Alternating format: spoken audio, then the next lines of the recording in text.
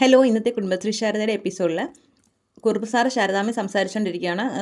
കേസിൻ്റെ കാര്യങ്ങളെക്കുറിച്ചൊക്കെ അന്വേഷിക്കാൻ വേണ്ടി കുറുപ്പ് സാർ വന്നാണ്. ശാലിനിയുടെ അച്ഛനെക്കുറിച്ചൊക്കെ ചോദിക്കുകയാണ്. അപ്പോൾ പറയും കുറച്ച് ആരെ കാണണമെന്ന് പറഞ്ഞുകൊണ്ട് പോയിരിക്കുകയാണ്. കുറച്ച് കാശ് കൈ വന്നു കഴിഞ്ഞാൽ പിന്നെ ആരെങ്കിലുമൊക്കെ ഇങ്ങനെ കാണണമെന്ന് പറഞ്ഞ് പൊക്കോളും. ഈ കുടുംബശ്രീ ഹോട്ടലിലാണെങ്കിൽ എന്നെയോ ആ കൊച്ചിനെയോ സഹായിക്കാൻ വേണ്ടി ഒന്നിരുന്നെങ്കിൽ നമുക്കൊരു ഉപകാരമാകുമല്ലോ എന്നൊക്കെ കുറുപ്പ് സാറിനോട് പറയുവാണ്.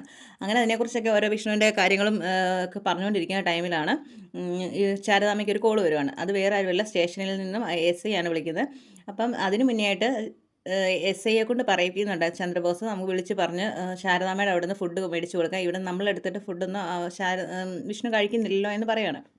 അവൻ എവിടെ നിന്നാണ് ഫുഡ് കഴിക്കാൻ താല്പര്യമുള്ളത് അവിടോട്ട് പറഞ്ഞ് മേടിച്ച് കൊടുക്കാനൊക്കെ പറയുന്നുണ്ട് ചന്ദ്രബോസ്. അത് വെച്ചാണ് SI വിളിച്ചിട്ട് പറയുന്നു, ശാരദാമ്മയോട് പറയുകയാണ്, വിഷ്ണുവിന് സ്റ്റേഷനിൽ നിന്നാണ് വിളിക്കുന്നത്, വിഷ്ണുവിന് ഫുഡ് അവിടെ നിന്ന് കൊടുക്കാൻ പറ്റുമോ, നമ്മൾ കൊടുത്തിട്ട് ഫുഡൊന്നും കഴിക്കുന്നില്ല, പറ്റുമെങ്കിൽ ഒന്ന് പറയണമെന്ന് പറയാണ്. അപ്പോഴേക്കും പറയാം, ഞാൻ കൊണ്ടുവരാം എന്ന് പറഞ്ഞ് ശാരദാമ്മ ഫോൺ കട്ട് ചെയ്യണം. അപ്പോഴേക്കും കുറുപ്പ് സാർ ചോദിക്കുകയാണ്, നമ്മൾ ഇനി ഫുഡ് കൊടുത്തെന്ന് പറഞ്ഞ് സത്യാമ്മയ്ക്ക് പ്രശ്നമൊക്കെ ഉണ്ടാക്കുമോ എന്നൊക്കെ ചോദിക്കുകയാണ്. ശാലിനിയുടെ അച്ഛൻ ഇതൊക്കെ അറിഞ്ഞു കഴിഞ്ഞാൽ പിന്നെ അത് വലിയ വിഷയഭാഗത്തിലെ അവർ നമ്മളോട് കാണിച്ചേക്കുന്നതിനെ കുറിച്ചൊക്കെയുള്ള കാര്യങ്ങൾ. അപ്പം ശാരദ പറയണ, എനിക്ക് ശാലിനി വിഷ്ണു ഒരുപോലെ ഉള്ളൂ, മോളുടെ കെട്ടുതാലിയേക്കാളും വലുതല്ലല്ലോ ഒന്നും, അതുകൊണ്ട് ഞാനത് ചെയ്യാമെന്നുള്ള രീതിയിൽ പറഞ്ഞിട്ട് ശാന്തയെ വിളിക്കുകയാണ്. ശാന്തയെ വിളിച്ചിട്ട് ചോദിക്കുകയാണ്, ഫുഡ് റെഡിയായോ, ഭക്ഷണം റെഡിയായോ, സ്റ്റേഷനിൽ നിന്ന് വിളിച്ചിട്ടുണ്ടായിരുന്നു, വിഷ്ണുമോന് ഭക്ഷണം കൊണ്ടുപോകണമെന്ന് പറഞ്ഞ്. അപ്പോഴേക്കും പറയാം ഏകദേശം ആയി വരുന്നെന്നുള്ള രീതിയിൽ ശാന്ത പറയുകയാണ്. അപ്പോൾ പറയുകയാണ്, ക്യാരറ്റും കൂടെ എടുത്ത് തോരൻ വെച്ചോ, നമുക്ക് എന്തായാലും വിഷ്ണുവുള്ള ഫുഡ് കൊണ്ടുപോകണം എന്നുള്ള രീതിയിൽ പറഞ്ഞിട്ട് വിഷ്ണുവുള്ള ഫുഡുമായിട്ട് കുറച്ച് കഴിഞ്ഞിട്ട് ശാരദാമ്മ നേരെ സ്റ്റേഷനിലേക്ക് ചെല്ലുകയാണ്. അവിടെ ചെല്ലുമ്പോഴേക്കും ഒരു ഓട്ടോയെ ചെന്ന് ഇറങ്ങുകയാണ്. അപ്പോൾ അവിടെ പോലീസുകാർ നിൽപ്പുണ്ട്. എന്നിട്ട് പറയുകയാണ്, ഇത് വിഷ്ണുവുള്ള ഫുഡുമായിട്ട് വന്നതാണെന്ന് പറയും. അപ്പോഴേക്കും പറയും, ഇങ്ങനെ പുറത്തുനിന്നുള്ള ഫുഡൊന്നും ഇവിടെ പറ്റത്തില്ല എന്ന് പറയും. അപ്പോഴേക്കും കുറച്ച് നേരം ഇവിടെ നമ്മൾ സംസാരിച്ചുകൊണ്ടിരിക്കുമ്പോഴത്തേനും ചന്ദ്രബോസ് വന്നിട്ട് പറയുകയാണ്, എന്താ ഇവിടെ പ്രശ്നമെന്ന് ചോദിക്കുമ്പോൾ പറയും, ഇത് വിഷ്ണുവുള്ള ഫുഡുമായിട്ട് വന്നതാണെന്ന് പറയും. അപ്പോഴേക്കും പറയും, ഇവിടുന്ന് വിളിച്ച് പറഞ്ഞിട്ടാന്ന് പറയാം. അപ്പോൾ എനിക്ക് ആരെ വിളിച്ച് പറഞ്ഞതെന്ന് ചോദിക്കും. ഒന്നും അറിയാത്ത പോലെ ചന്ദ്രബോസ് നിൽക്കുക. അത് SIയെ വിളിച്ച് പറഞ്ഞു. പുറത്തുനിന്നുള്ള ഫുഡൊന്നും നമ്മളിവിടെ അംഗീകരിക്കുന്നതല്ല, പിന്നെ SI വിളിച്ച് പറഞ്ഞുകൊണ്ടും ഭക്ഷണം തിരിച്ച് കൊണ്ടുപോകുന്ന മോശമാണല്ലോ, അതുകൊണ്ട് കൊടുക്കാമെന്ന് പറഞ്ഞിട്ട് അങ്ങോട്ട് വെച്ചേരെ, ഞങ്ങൾ കൊടുത്തോളാം, നിങ്ങൾക്ക് നേരിട്ട് കൊടുക്കാൻ പറ്റത്തില്ല എന്നുള്ള രീതിയിൽ ചന്ദ്രബോസ് പറയുകയാണ്.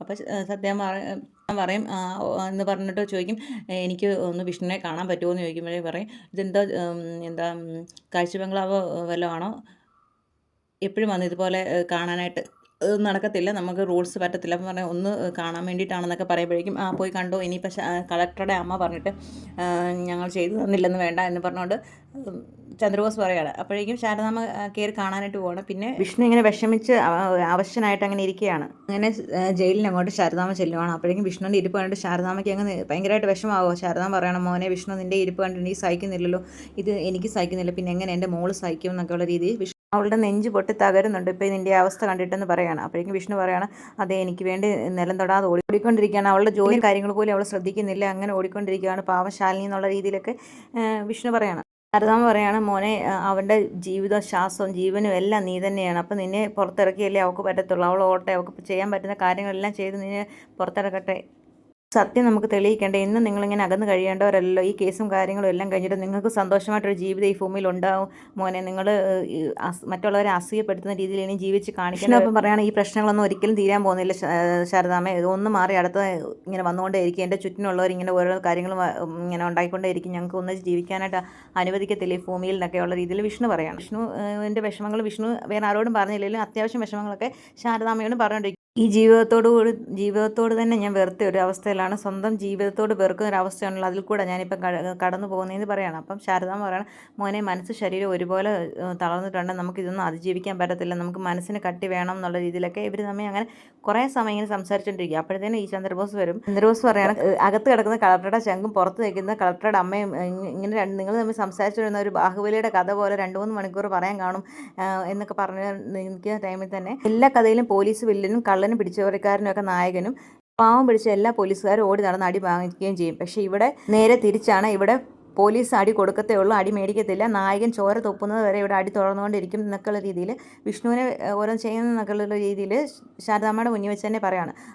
അപ്പോഴേക്കും വിഷ്ണു പറയുകയാണ്, ശാരദാമ്മ പോയിക്കോളാം, ഭയങ്കര വിഷമത്തോടുകൂടി പറയുകയാണ്. അപ്പോഴേക്കും ചന്ദ്രബോസ് പറയുന്നത്, പോലീസുകാരാന്ന് പറഞ്ഞ് കണ്ണിച്ചോര ഇല്ലാത്തവരല്ല, നല്ല ഭക്ഷണം വേണമെന്ന് പറഞ്ഞുകൊണ്ടാണ് വിളിച്ചു പറഞ്ഞത്, ഇനി ഭക്ഷണം വേണമെന്നുണ്ടെങ്കിൽ ഞാൻ വിളിക്കാമെന്ന് പറയും. അപ്പോൾ ശാരദാമ്മ പറയാം, ശരിയെന്ന് പറഞ്ഞാൽ അങ്ങ് പോകാൻ. എന്നിട്ട് പറയുകയാണ്, കുടുംബശ്രീ ഹോട്ടലിലെ ഭക്ഷണം കഴിക്കാൻ നിനക്ക് വലിയ ആഗ്രഹമല്ലേ, എന്നിട്ട് പോലീസുകാരനോട് പറയടാ വിജയ്, ആ ഭക്ഷണം എടുത്ത് അങ്ങോട്ട് കൊടുക്കുമെന്ന് പറഞ്ഞിട്ട് കുടുംബശ്രീ വീട്ടിലെ ശാരദാമ്മ കൊണ്ടുവന്ന സ്നേഹം നിറഞ്ഞ ഭക്ഷണമാണ്, അവൻ വയറ് നിറച്ച് കഴിക്കട്ടെ, അവൻ്റെ അടുത്ത് കൊടുക്കുമെന്ന് പറയാണ്. എന്ന് പറഞ്ഞ് വിഷ്ണുവിൻ്റെ കയ്യിലോട്ട് ആ ഭക്ഷണ പദ്ധതി കൊടുക്കുകയാണ്. ഇത് കാണുമ്പോഴത്തേക്ക് ഈ ഭക്ഷണപ്പൊതി വാങ്ങിക്കുമ്പോൾ തന്നെ വിഷ്ണു ഒരു സംശയം തോന്നുന്നുണ്ട്, എന്തോ ഒരു പന്തികേടുള്ള പോലെ. എന്നിട്ട് പറയാണ്, ഇതൊന്നും ആർക്കും അനുവദിച്ചു കൊടുത്തിട്ടില്ല, നീ ശാലിനി മേഡത്തിൻ്റെ ചങ്കായതുകൊണ്ട് നിനക്ക് മാത്രം ഇങ്ങനെ ഒരു അനുമതി തരികയാണെന്ന്, പരിഗണന തരികയാണെന്നൊക്കെ ഉള്ള രീതിയിൽ ചന്ദ്രബോസ് പറയാണ്. അപ്പോഴേക്കും പറയുകയാണ്, ഇനി ഇതിന് ഒരു പറ്റുപോലും കളയാതെ മുഴുവൻ നീ കഴിച്ചോണം എന്ന് പറയുകയാണ്. അപ്പോൾ ഈ ഭക്ഷണം എടുത്ത് ഇങ്ങനെ കയ്യിൽ ഇളക്കി കഴിച്ചുകൊണ്ടിരിക്കുമ്പോഴത്തേനാണ് ഇന്നത്തെ എപ്പിസോഡ് തീരുന്നത്. അപ്പോഴേക്കും വിഷ്ണുവിന് ഒരു സംശയമൊക്കെ തോന്നുന്നുണ്ട്, ഈ ഭക്ഷണത്തിനകത്ത് എന്തെങ്കിലും ചേർത്തിട്ടുണ്ടോ ഇത്ര കാര്യമായിട്ട് ഇങ്ങനെ പറയുന്നത്.